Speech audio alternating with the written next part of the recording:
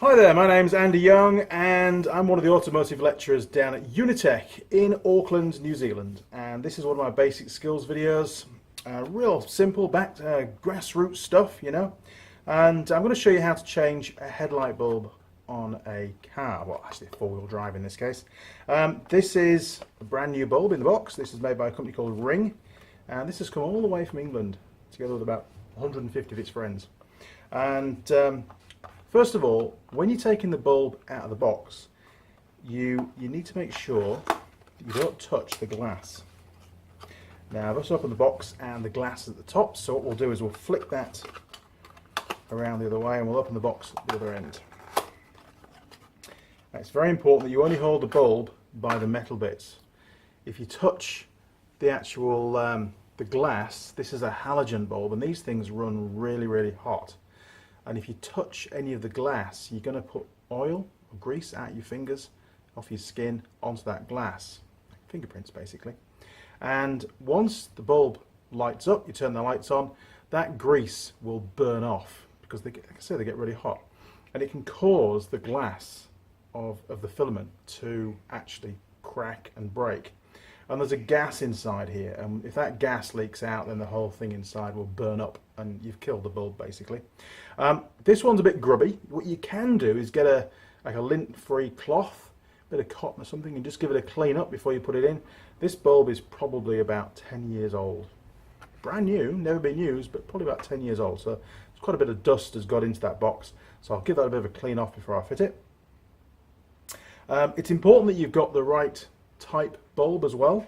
So when we take the old one out, we'll compare the wattage ratings and we'll also compare the actual the fitment of that bulb, because again there's lots of different kinds of headlight bulbs out there these days, and it's important that you fit you replace like for like, otherwise you can have problems.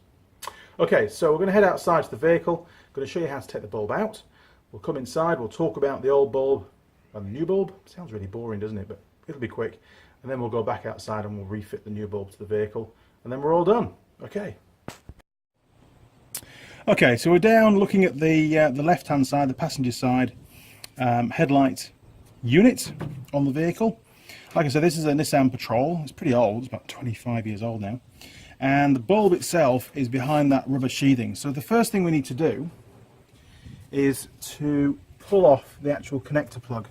Now, on old bulbs, these can be pretty seized on to the bulb itself, actually. But if you give it a wiggle, usually they come off.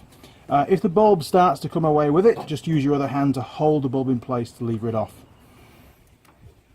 And then you need to remove the rubber boot. That's quite easy. Again, it's usually a bit stuck on. There we go. And you'll notice on the boot, most of them will say the word top. Now obviously that goes to the top, and the reason for that is they have a drain down the bottom, so any moisture that gets in there can drain out the bottom freely. If you fit this the wrong way up, then there's a chance that it could fill with water, and the water's going to end up inside your lamp. Now, this one here, we've got to turn a particular collar. There's lots of different ways of them retaining the bulbs in place. You can take the collar off. That's what we call a bayonet fitting, where you've got to turn it to release it. And then of course we've got the bulb, which is pretty stuck in. There we go, look. And that's the old bulb. So we'll head back into the workshop and we'll compare this bulb to the new one to make sure that the new one's the right one. Okay, so we've got the old bulb, and if you look very carefully, oh, you can see it, look at that. You've got some writing around the outside here. Now that's going to give us some specifications for this bulb. Now the first thing you do is you look at the old bulb and you look at the new bulb and go, okay, does it look the same? Because if it doesn't look the same, then it's a no-go. You're going to have to find another one. But then you need to, if it looks okay, then we're going to check the spec. And this is a H4 type bulb. That's the style of the bulb, model of the bulb. It's 12 volts. Now that's the voltage that the vehicle operates at. You can also get 6 volt bulbs and you can get 24 volt bulbs.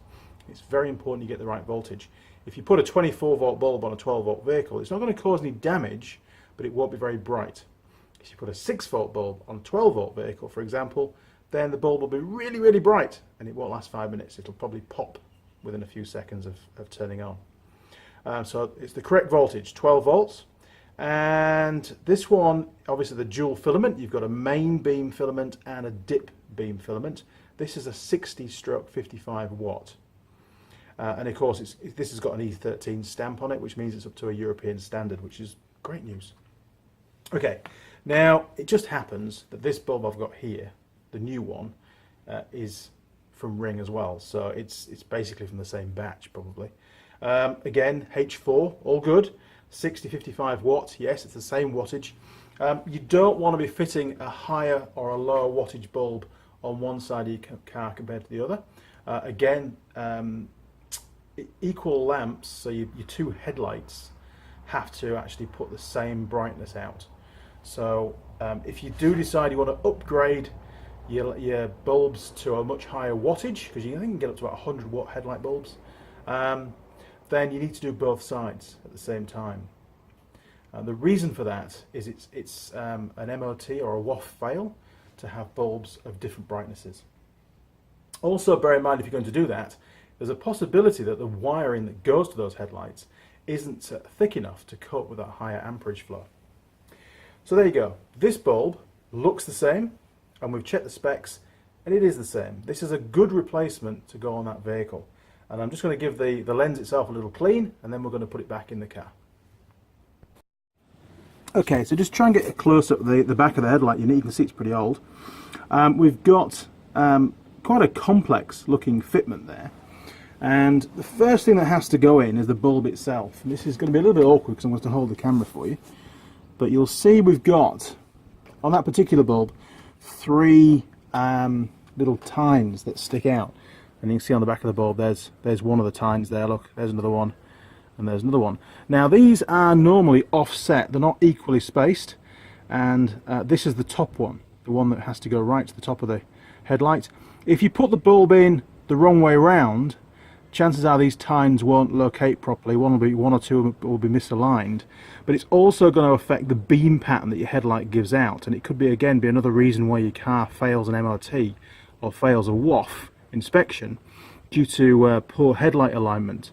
It might just be that your bulb has been put in wrongly. Okay, so let's give this a go on my left hand. It's not easy. And we're just going to drop that in there, line them up, and hopefully it's going to stay in place. There we go, look. Okay, so that's the bulb sorted. Now the next thing that needs to go in, which is a bit more tricky, is the actual collar. Now this collar will fit over and lock into some little lugs. Just some little lugs on the side down here, like that one there, look. Okay.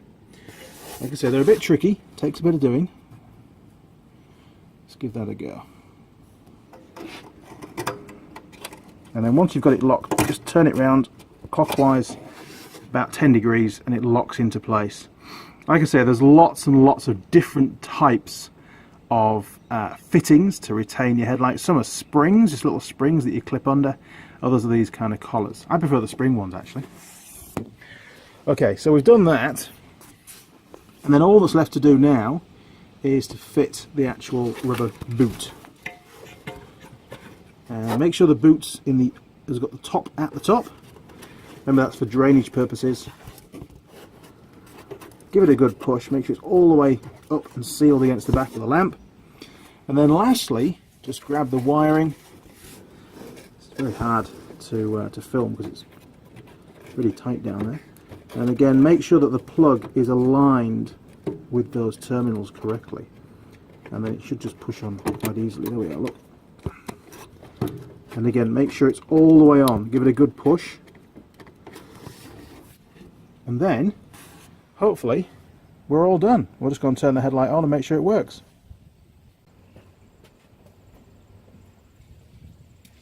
Okay, so that's dip beam, and yeah, that's all good.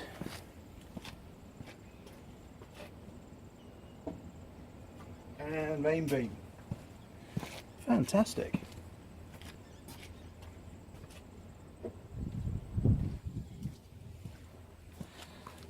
Okay, another really good indication that you've got the bulb in the correct way around is if you look at the headlight, you'll see we've got pretty much a flat line here to the center, and then it drops down on this side here, and that's on dip beam. It should have that. And if that's not there, there's a possibility that you've got the bulb in incorrectly. You need to try again.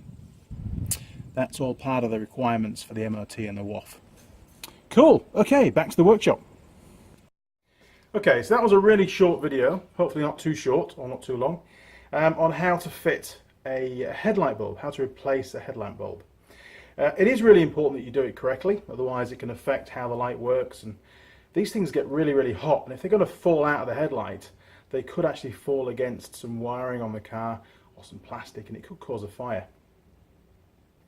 On that old Nissan Patrol, that particular headlight unit was really easy to get to, and I chose that specifically to help with the filming. On modern cars, that's not often the case. Some vehicle manufacturers seem to revel in the fact that they bury the bulbs, the back of the headlights, the back of the indicator units and stuff are really, really hard to get to. Even the tail lights sometimes are hard to change bulbs. And this causes a huge problem, because if you've got a bulb that blows on the road, you know, if you drive around with that bulb blown, you risk getting a fine by the police, and it's a bit unsafe, and you can't really see where you're going if it's a headlight bulb. And you know, as a driver, you're obligated to change it as quickly as possible, usually at the next service station. But a lot of cars these days, the design itself makes it so hard to get access to some of the lamps that you just can't do it. It becomes a garage job. You've got to get your toolkit out and unbolt things and take them off the car in order to just dig your way down to the back of that lamp to be able to fit a new bulb. So, you know, maybe manufacturers should think about the motorists a little bit more rather than just them assembling the car in the factory. I know why they're doing it. They're trying to get the engine bay as small as possible, and therefore there's no gap behind the headlamps to get in there. But, you know, as a driver, you're obligated to do this kind of stuff and make sure your car's fit for the road. Anyway, enough of that. I hope you found that video helpful. Like I said, there's lots of different cars out there. This was just one example of how to change a headlight bulb. It's not difficult, provided you've got good access. And it's always worth a go. You know, have a look, see if it's possible, and maybe do a trial run on your car when it's daylight and you're in the, you know, it's sunshiny, you can see what's going on, you're not panicking at the side of the road in the dark, and then you'll know what to do should it happen at night time. Okay, well, my name is Andy Young. I'm one of the automotive lecturers down at Unitec in Auckland. I do these videos primarily for my students because, again, changing a headlight bulb, we don't even do that in class. We tend to do a lot more of the bigger jobs, and we take for granted that people can do this kind of thing. But not that many people realise that on a halogen bulb you can't touch the lens, otherwise it's going to burn and break. If you've got any questions or comments, please leave them down the bottom and I'll do my very best to get back to you as soon as I can. Don't forget, crew, to subscribe to the channel, and that way you'll receive email updates whenever a new video is posted. Cheers, thanks for watching, over and out.